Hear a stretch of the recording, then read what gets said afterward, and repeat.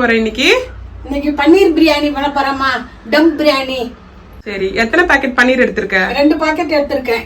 சரிம்மா, ஃபர்ஸ்ட் என்ன பண்ண போற? ஃபர்ஸ்ட் வந்து பன்னீரை வந்து வறுத்து எடுத்துக்கணுமா. ஆயா தந்துங்கறாங்க, எப்ப குடுப்பாங்கன்னு பாக்குறாங்க பாரு. பன்னீர் எடுத்தாலே வந்து பைரவிங்க வந்து நின்றுவாங்க. ஆமா, கொடுத்து விடுமா. என்னது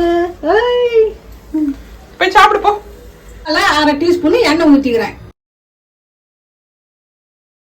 1/4 டீஸ்பூன் மிளகாத்தூள், தேவையான உப்பு,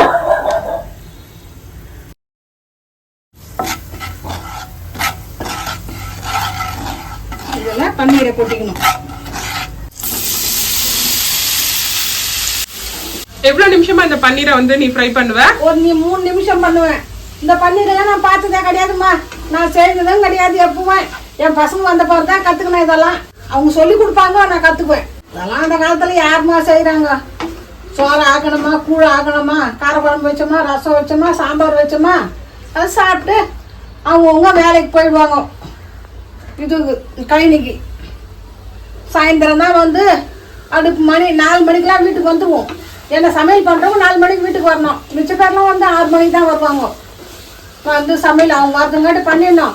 6:30க்கெல்லாம் சாப்பிட்டாங்கன்னா 7:30க்கெல்லாம் பத்து தூங்கிடுவாங்க. அவங்களுக்குலாம் வந்து 10 மணிக்கு வந்து என்னன்னு தெரியாது.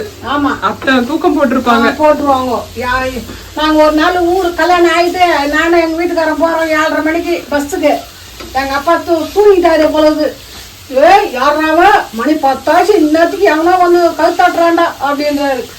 அப்புறம் அவர் சொல்ற, மாமா நான் தான் ராதாகிருஷ்ணன் அப்படின்னாரு.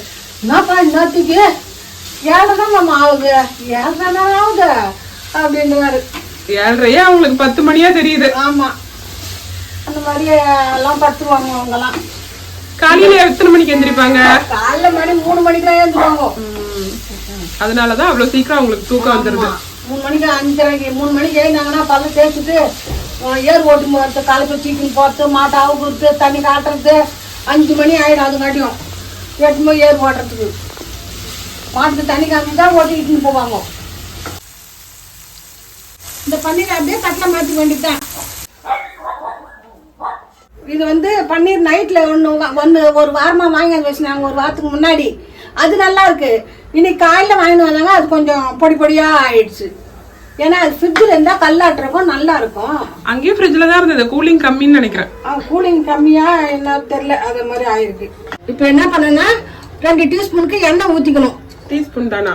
Table spoon. அதெல்லாம் கொஞ்சம் கொஞ்சம் எங்க அம்மா வாயில வராது, நான் சொல்லிக்கிறேன், அட்ஜஸ்ட் பண்ணிக்கோங்க. பிரியாணி இலை, சோம்பு, பட்டை, அன்னாச்சி பூ, ஏலக்காய், 3 கிராம்பு இதில் சேர்த்துக்கணும். அப்படியே கொட்டிடுறேன். எண்ணெய் காஞ்சிச்சு. கறிவேப்பிலை போட்டுக்கிறேன். அதுக்கப்புறம் வந்து பச்சை மிளகாய். எத்தனை பச்சை மிளகாய்? 4 பச்சை மிளகாய். பச்சை மிளகாய் நல்லா வதங்கி வச்சுமா. 2 வெங்காயம் நறுக்கி வச்சிருக்கேன், அதை போடுறேன். வெங்காயம் நல்லா வதங்கணும். வெங்காயம் வதங்கிடுச்சு. அப்புறம் இஞ்சி பூண்டு விழுது. டீஸ்பூன் இஞ்சி பூண்டு விழுது போட்டா 1 டீஸ்பூன் போட்டா போடுமா. இஞ்சி பூண்டு விழுது போட்ட உடனே வந்து அடி பிடிக்கலாம். சிம்ல வச்சுக்கலாம். தக்காளி போட்டா அடி பிடிக்காது. இஞ்சி பூண்டு போட்டாலே அடி பிடிக்கும். தக்காளி எத்தனை? 2 தக்காளி. தக்காளி வந்து நல்லா வதங்கி வரணும் இல்லையா? அது கொஞ்சம் உப்பு போட்டுக்கலாமா. இப்பயே வந்து தேவையான அளவுக்கு உப்பு போட்டுருவியா? ஆமா. தக்காளி வதங்கிடுச்சுமா. இப்போ மசாலா போட போறேன்.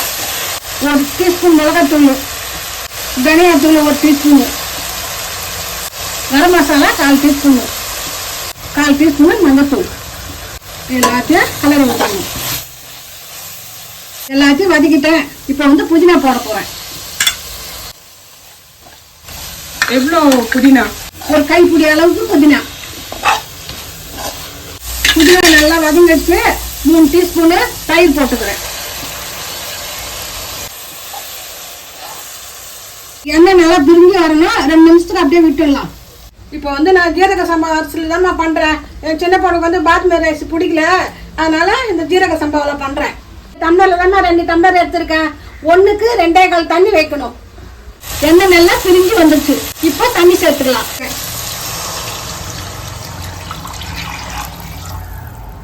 இது நல்லா கலரி விட்டுட்டு இது கொதிக்கணும். இந்த அரிசியில் இருக்கிற தண்ணியை நான் வடிகட்டி எடுத்துக்கிறேன். ஜீரக சம்பா இருக்கிற தண்ணி ஃபுல்லா வடிகட்டிட்டேன். இப்போ தண்ணி கொச்சி போச்சு, அரிசி போட போறேன். எங்க அம்மா வந்து புதினா பிரியாணின்னு ஒண்ணு செய்வாங்க. அல்டிமேட்டா இருக்கும். பாஸ்மதி ரைஸ்ல செய்வாங்க.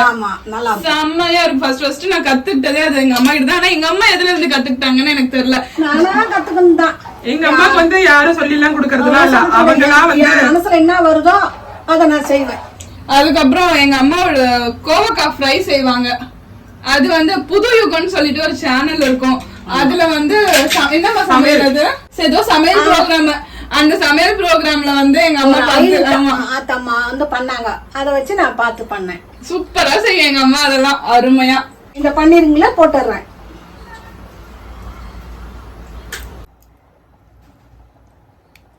இப்போ கொத்தமல்லி மேல இது மேல தூவிடுறேன். நல்லா சுண்டதுக்கு அப்புறம் தம்மு போட்டுக்கலாம். தண்ணி நல்லா சுண்ட வரைக்கும் ஒரு தட்டு போட்டு மூடி வைக்கலாம். இப்போ தண்ணி நல்லா சுண்டிடுச்சுமா. இப்போ இந்த தோசைக்கல்ல இந்த அடுப்பு மேல வைக்கிறேன். இந்த தோசைக்கல்ல நல்லா வெயிட்டா இருக்கு. அத மாதிரி எடுத்து வச்சுக்கணும். இப்போ வந்து இந்த வானல் தூக்கி இது மேல வச்சிடணும். வச்சு இப்படி வச்சிடணும்.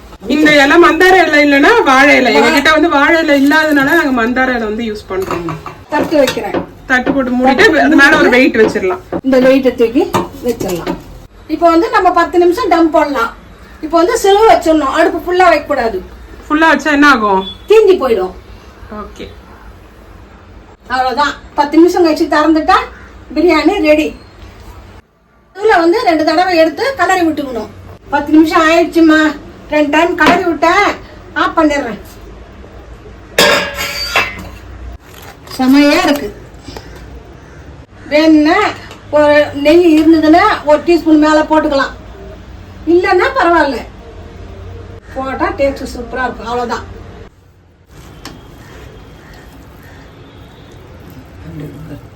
சூப்பரா இருக்குது பாரு.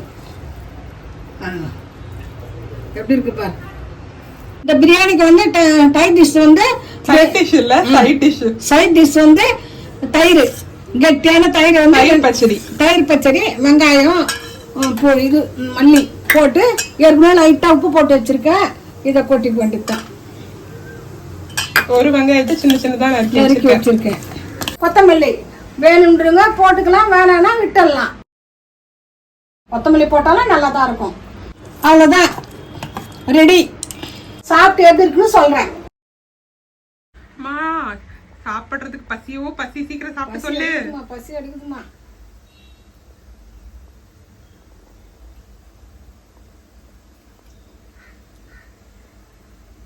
முன்னிட்டு அப்புறம் சொல்றேம்மா.